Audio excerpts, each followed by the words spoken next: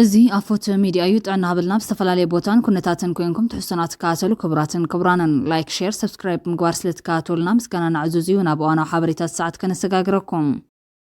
ናብ ማእከላት መሰልጠኒ ዲዲአር ንካቱ ቅርሺ ብልዕ ተቐቢሉ ዝብል መረዳታ ዝቐረቦ ሰብ ኣይረኸብኩን ኢሉ ኮሚሽን ሓርበኛታት ትግራይ ኣብ ማሕበራዊ መራኸቢታት ከይዲ ዲዲአርን ቅድም ሰዓበት ኣታትዋን ኣመልኪቱ ዝቐረበ ጥርዓና ተመልኪቱ ኣብ ሰለስተ ዘባታት ምፅራይ ከም ዝገበረ ዝሓበረት ኮሚሽን ብኣሽሓት ብልዕ እናተቐበሉ ኣብ ዘይታርኡ ዝኣቱ ሰበለ ተባሂሉ ዝተወዛዕ ሓበሬታታት ኣጻሪ ዕላዊ መግለፂ ክብየ ብዝበለ መሰረት ኣብ ዘባታት መቐለ ማእኸላይን ምብራቕን ተራእዩ ዝተባሃለ ዘይምዕሩይ ከይዲ ንምፅራይ ሰሙይ ኣሊኽና ኣጻሪና ኣብ ከይዲ ምፅራይ ብጭቡጥ እከለ ክንዲ ገንዘብ ክፈል ኢሉ ዝብል መረዳታ ከም ዘይተረኸበ ገሊጹሎም ይኹን እምበር ኣብ ከተማ መቐለ ክፍለ ከተማ ዓዲ ሓቂ 10,000 ብር ክፈል ተባሂሉ ዝበለ ሓርበኛ ከም ዝነበረን መን ዝብል ሕቶ ከም ዘይተመለሰን መግለፂት ኮሚሽን ሓቢሩሎም ኣብ ብዙሓት ቦታታት ዓብዪ ጉድለት ተባሂሉ ዝተገምገመ ድማ ናይ ግልጽነት ፀገምን ቀዳምነት ክወሃቦም ዝግባእ ኣለሊኻ ዘይምቕዳምን ምዃኑ ዳይሬክተር ርክብ ህዝብት ኮሚሽን ተጋዳላይ ዮናስ ግርማ ሓቢሮም ከይዳ ተገባብራ ዲዲአር ብቐጥታ ንኮሚሽን ሓርበኛታት ዝምልከት ኣይኮነን መንግስቲ ፌደራል መንግስቲ ትግራይን መወልቲ ኣካላትን ብቐጥታ ዝምልከት እኳ እንተኾነ ተጠቃምነት ተጋደልትን ምርግጋጽ ብሓርበኛታት ንዝቐርቡ ጥርዓናት መሰረት ብምግባር እቲ ኮሚሽን ነዛ ጻሪ ሕጋዊ ስጉምትን ምውሳድ ቁርፀኛ ከም ዝኾነ ዝገለጸ ተጋዳላይ ዮናስ ኣብ ጣብያ ዘለዉ መሓውር ካብ ወረዳ ምስ ዝተመደቡ መሓውር ኮሚሽን ሓርበኛታት ስራሕ መሰረት ዘይገበረ ርክብ መካየድን እኹል መሳርሕታት ዘይምህላውን ካልኦት ዓበይቲ ዕንቅፋታት ምዃኖም ገሊጾም ኮሚሽን ሓርበኛታት ትግራይ መሓውር ክሳብ ወረዳ ጥራሕ እዩ ካብ ጣብያን ታሕቲ ዘለዉ ኣመራርሓ ሓርበኛታት ባዕሎም ዝመረፅዎም ጠርነፍቲ እዮም ዝበለ ዳይሬክተር መሃብ ኣፍልጦን መሰል ተጠቃምነትን ሓርበኛታት ትግራይ ተጋዳላይ ገብረ ሚካኤል ግሩም ብወገኑ ተጠቃምነት ሓርበኛታት ተጋደልትን መርግጋጽ ንሰርሕ ኣለና ኣብ ከይዲ ዲዲአር ንውጋት ጥኑሳትን ካልእ ፀገም ዘለዎም ወገናትን ቀዳምነት ክወሃቦም እውን ኣብ ምርድዳ ተበፂሑ ይስራሕ ኣሎ ክብል ገሊጾም ብተወሳኺ እውን ኮሚሽን ሓርበኛታት ትግራይ ወረቐት ስንብት ተጋደልቲ ኣይዕድልን ዝበለ ተጋዳላይ ዮናስ ኣብ ሰለስተ ማእኸላት መሰልጠኒ ዲዲአር መቐለ ዕዳጋ ሓሙስን ዓድዋን ንዝኣቱ ተጋደልቲ ዝውሃብ መጠን ገንዘብ ምስ ምውሳኽ ሸርፊ ወፃኢ ተታሒዙ ዝምዕብል ክፍሊት ዘይምህላው ሓርበኛታት ዘልዕል ወሕቶ ምስ ኮሚሽን ታድሶ ኢትዮጵያ ንዘራርብ ኣለና ኢሎም ክሳብ ሕዚ ኣብ መስርሕ ዲዲአር ዝኣተዉ ሽም ዝርዝሮም ክልጠፍ ከም ዝግባእ ኣንፈቱ ተነፂሩ እዩ ዝበለ ተጋዳላይ ገብረ ሚካኤል ናብ ማእኸላት መሰልጠኒ ዲዲአር ምእታው ምስ ኣብ ወረዳ ዝውሃብ ናይ መንበሪ ወይ ግዝያዊ መስርሒ ቦታ ወይ ዝኾነ ካሊእ ኣብ ወረዳ ዝውሃብ ጥቕሚ ዘተሓሓዘ የብሎን ቀዲሙ ናብ ዲዲአር ዝኣተወ ቀዲሙ መንበሪ ይረክብ ዝብል ጉጉይ ርድኢት እዮም እኳ ዳስ ንኩሉ ብፍትሓውነት ዝውሃብ ይክብል ገሊጾም ብሽም ሓርበኛታት ንዘይምልከቶም ኣካላት ሓርበኛታት እዮም ተባሂሉ መሬት ክዕደል ዝገበራ ወረዳታት ከም ዘለዋ መረዳታ ኣለና ዝበለ ተጋዳላይ ገብረ ሚካኤል ግሩም ሳን ሕክምናን ካልኦት ዝግብእዎ ግልጋሎትን መስዋዕቲ ዝኸፍል ተጋዳላይ እናሃለዎ ብዚ ኣግባብ ብኢደወነን ዝካየዱ ዕድላ መሬትን ካልኦት ተግባራትን ስርዓት ክሕዙ ከም ዝግባእ ተሓሳሲቦም እቲ ኮሚሽን ክሳብ ወፃኢ ዓዲ ሕክምናዊ ግልጋሎታት ክረኽቡ ዝለኾም ውጋት ተጋደልቲ እንተሃለዉ እኳ ሳን ዓቕሚ ግልጋሎት ዘይረኸቡ ካልኦት ውጋት ስለ ዘለዉ ዲያስፖራን መላእ ማሕበረሰብን ሓገዞም ክሕይሉ ፀዊዕሎም ብኻሊእ ዜና ኣብ ማእኸላይ ቤት ፍርዲ ከተማ መቐለን 7 ክፍላተ ከተማን ተቋሪፁ ዝፀንሐ ግልጋሎት ዳይነት ብቕልጡፍ ንምጅማር ኣብ ምርዳእ ተበፂሖም ኣብ ልዕሊ ኣካላት ፍትሕን ዳይነትን ዘጋጥም ዘሎ ናይ ውሕስና ፀገም ግዝያዊ ምሕዳር ትግራይ ብዘላቕነት ንምፍታሕ ከም ዝሰርሕ ኣረዲዩሎም ፕረዚደንት ግዝያዊ ምሕዳር ትግራይ ሌተናል ጀነራል ታደሰ ወረደ ጉንበት 18 2017 ዓ.ም ምስ ላዕሎት ኣመራርሓ ትካላት ፍትሕን ዳይነትን ኣብ ስርዓት ዳይነት ዳያኑን ኣኽበርቲ ሕግን ብዛዕባ ዘንፀላለወ ናይ ድሕነት ስጋት ኣመልኪቶም ዝርዝር ምክክር ኣካይዶም ኣብቲ ምክክር ዝተረኸቡ ፕረዚደንት ላዕለዋይ ቤት ፍርዲ ትግራይ ኣይተ መንግስቱ ላይን ሓላፊ ቢሮ ፍትሒ ኣይተሓድሽ ተስፎን ኣብ ኣካላት ፍትሒ ትግራይ ብሓፈሻ ማእኸላይ ቤት ፍርዲ ከተማ መቐለ ድማ ብፍላይ ብዛዕባ ዘንፀላለወ ናይ ድሕነት ስጋት ብዝምልከት ብዝርዝር መብርህ ዘቕርቡ እንትኸውን ግዝያዊ ምሕዳር ትግራይ ኣብ ልዕሊ ትካላት ፍትሕን ዳይነትን ኣጋጢሙ ዘሎ ፀገም ንምፍታሕ ብልዑል ትኹረት ክሰርሕ ሓቲቶም እቲ ፀገም ብዘላቕነት ንምፍታሕ ኣብ ሓፂርን ነዊሕን ግዜ ብዛዕባ ክፍፀሙ ዝግበኦም ጉዳያት ዝርዝር ምይይጥ ብምክያድ ኣብ ሓበራዊ ስምምዕነት ዝተበፅሐ ኮይኖም ኣብ ማእኸላይ ቤት ፍርዲ ከተማ መቐለን 7 ክፍላተ ከተማን ተቋሪፁ ዝፀንሐ ግልጋሎት ብቕልጡፍ ንምጅማር እውን ኣብ ምርዳ ተበፂሑሎም ፕረዚደንት ታደሰ ወረደ ብወገኖም ኣብ ልዕሊ ኣካላት ፍትሕን ዳይነትን ዘጋጥም ዘሎ ናይ ውሕስና ፀገማት ግዝያዊ ምሕዳር ትግራይ ብኣግባቡ ከም ዝግንዘብዎ ብምሕባር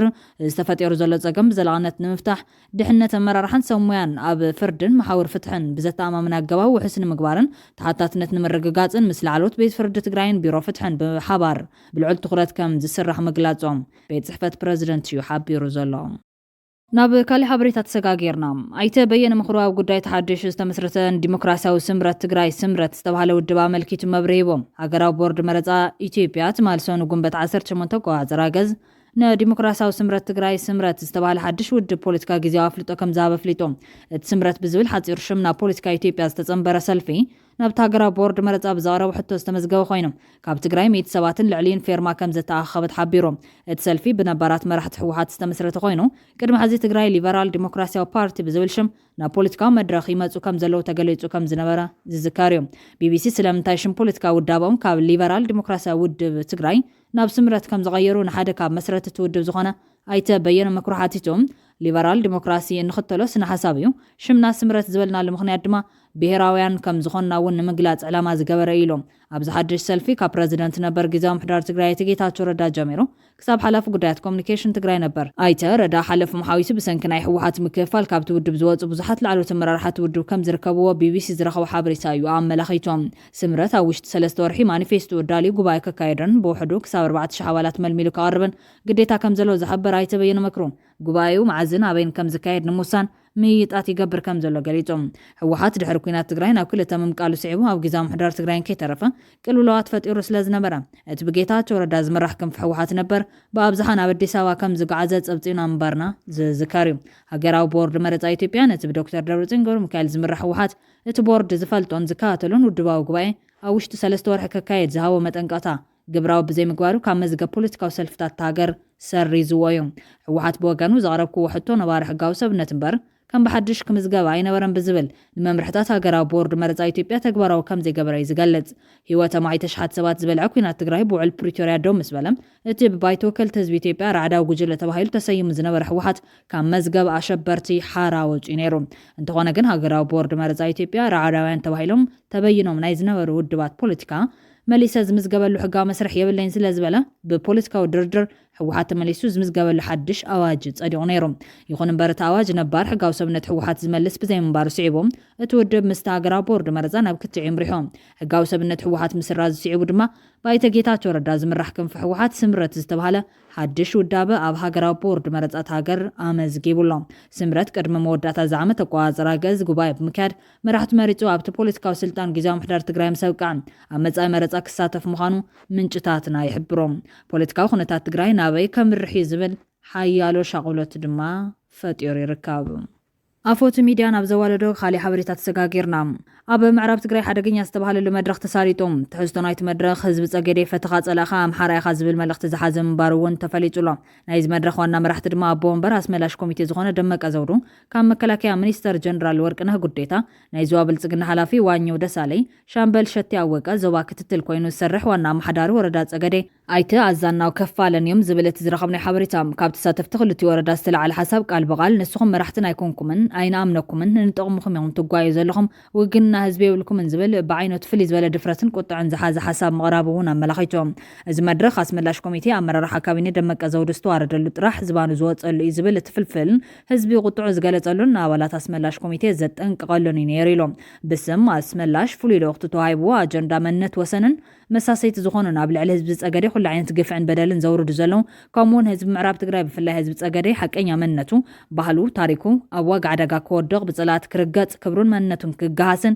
ليتن قدرن مسألات السرح زلو عصبات كم زلو تقليتهم زوم بحيل محرز تعصبوا مرة رح حزبي أبزي عملوا له بقدي فتوت إلا كابزولنا كايتوتسن ست لبت إلكا تجزا بموال نبعلم تواريدهم نتججنا هزب زوام عرب تقريب في الليل ما نهزب تساقريك واردن بصلاتك بسن جيرهم تبايلهم ملشام عرب تقري نتساوعيت كتت دمك أزودو مولو بمولو تقايمو ولا دحر موال أبزي مولو بمولو زتقامو ورداتات تساقري أورا والكايت كافتح مرا ماي كادران تخونا بوس ملكعو بوحد حيل سبزن كساسا دما ساتيت حمرها دانشا ماي قابا قراريتنيان يبل فلفلنا الزخونا اللغان دمخنيات كتماتات سلا زخونا اتم ملشا مهدم سلا زي ولوم ينبر امينو مولو كام زي كونو قليت امولنا يوم الوسيخم ابزن يقطر ورداتات بتدقاقامي ناي ورد عمر رح زبهال دمك ازورو ناب طبيعتات زوافرم وريدوم ملشا كبكوات عارن تتقبلا كبلو ميكالن بتدقاقام كابت ملشا زلعالو قلت حسابات سدرا لنا سرحنا دقنا كنعب ندلينا انتاي قبريخم تولنا نحنا مسمانيخم كتدامينا سقم تعليكم بسنام فتحوه مساري أنت ليهم كتوسدوا وتخليهم زبل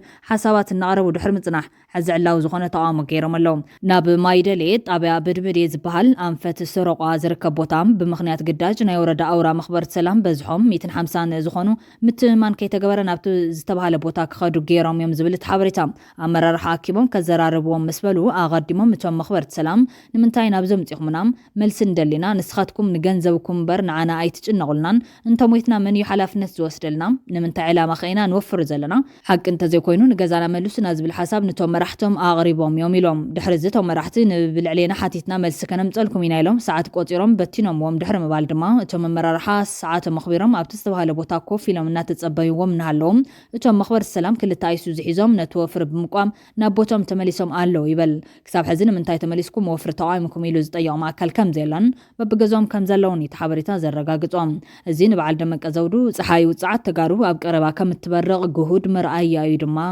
ኢሉሎም ብኻሊ ዜና ምስ ህዝቢ ኤርትራ ኮነ ምስ ግደፍ ዝግበር ርክብ ናይ ሳልሳይ ወገን ፍቓድ ከም ዘየድልዮን ናይ ህዝቢ ትግራይን ህዝቢ ኤርትራን ፍቓድ ጥራሕ እኹል ከም ዝኾነን ጀነራል ክንፈዳኞ ገሊጾም ጀነራል ክንፈዳኞ ፍልፍል ዓወት 17 ዓመታት ብሄረታዊ ቃልሲ ህዝቢ ትግራይ ህዝባውነትን ንጹር ዕላማን ነይሩ ሕሉፍ ቃልሲ ህዝቢ ትግራይ ኣብ ንጹር ዕላማ ተመስሪትካ ነቲ ዕላማ ንምዕዋት ዝድለ ኣንፈት ስትራቴጅን ኣወዳድባን ንጹር ከም ዝነበረን በዚ መሰረት ተጋድላይ ሕወሓት ጽንዓትን ትረትን ብዝተመልኦ መንገዲ ስለ ዝተቓለሰ እዩ ክዕወት ዝኸኣለ ኢሎም ብሄረታዊ ቃልሲ ህዝቢ ትግራይ በዋናነት ኣብ ዕጥቃዊ ቃልሲ ዝተመስረተ ዋላ እኳ እንተነበረ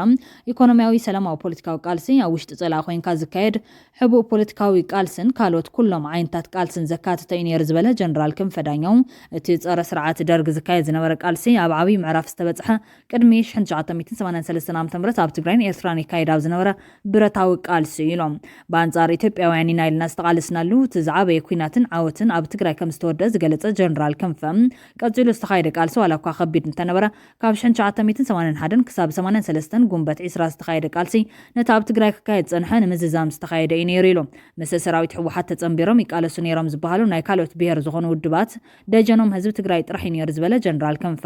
ኣብ ምብሳር ዓወት 20 ጉንበትን ምድምሳስ ፋሽታዊ ስርዓት ደርግን እውን እቲ ዓወት ናይ ህዝቢ ትግራይ ኢሎም ብሃፅያዊ መሬት ናይ መሓዝን ምግፋሕን ዝተመስረተት ግን ድማ ካብቲ ሃፅያዊ ክትወፅእ ባዕላ ዘይተቃለሰት ሃገርን ባዕሎም ዘይተቃለሱ ኣካላትን ዝመስረትዎ ሃገር ንትግራይን ካልኦት ህዝብታትን ይጠቅም ኢልና ሒዝናዮ ዝመፃና ኣንፈትን ናይቲ ኣንፈት ርድኢትን ዝነበረ ጉድለት ኣሎ ዝበለ ጀነራል ክንፈ ስርዓት መስሪትና ድሕሪ ሕዝን ድሕሪት ዝምለስ ነገር ዘይክሊ ይኽእል እዩ ዝብል ክንመሃረሉ ዝግባእ ነገር ኮይኑ ሓሊፉ ይበለሞም እቶም ናይ ሕወሓት መሓዙት እዮም እንብሎም ዝነበርና ውድባት ድሕራይ ብዕሊ ኩሎም ንሕወሓትን ንህዝቢ ትግራይን ከም ወራር ዝተፈጠርና ገይሮም ነዚ ንከረጋግጹ ድማ ግበሩ ጥራሕ እናተባሃሉ ሃንደበት ዝመፀ ፀገም ኢልካ ክውሰድ ዝግብኦ ከም ዘይኮነን ካብ 84 ዓመት ጀሚሮም ሰላምን ምርግጋዕን እንከይረጋገጽና ኣብ ሙሉእ ኢትዮጵያ ተበቲና እናሃለና ናይ ትግራይ ልዕልና ኣሎ ምባል ከም ዝጀመሩ ድማ ገሊጾም ህዝቢ ትግራይን ህዝቢ ኤርትራን ብዝኾነ ይኹን መንገዲ ክቕየር ዘይኽእል ብሄራዊ መንነት ዝፈጠሮ ሓድነት እዩ ዝበለት ጀነራል ናይ ኣሽሓት ዓመታት ታሪክ ኣብ ዓለም ለኻዊ ምዕባልን ውድቀትን ናይ ባዕሉ ኣበርክቶ ዘለዎ ታሪክ ዝወነኑ ከም ዝኾኑን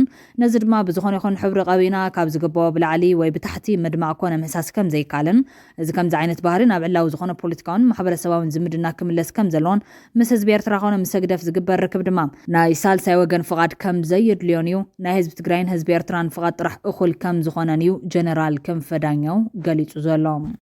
ክቡራትን ክቡራንን ቤተሰብ ኣፎት ሚድያ ነሳት እዚ ዝተዳለው እዋናዊ ሓበሬታታት ኣቕሪብና ዛዚምና ንሰናይ ምክታልኩም ነመስግን ላይክ ሼር ሰብስክራይብ ምግባር ቤተሰብ ኣፎት ሚድያ ክትኾኑ ብኽብሪ ንዕድም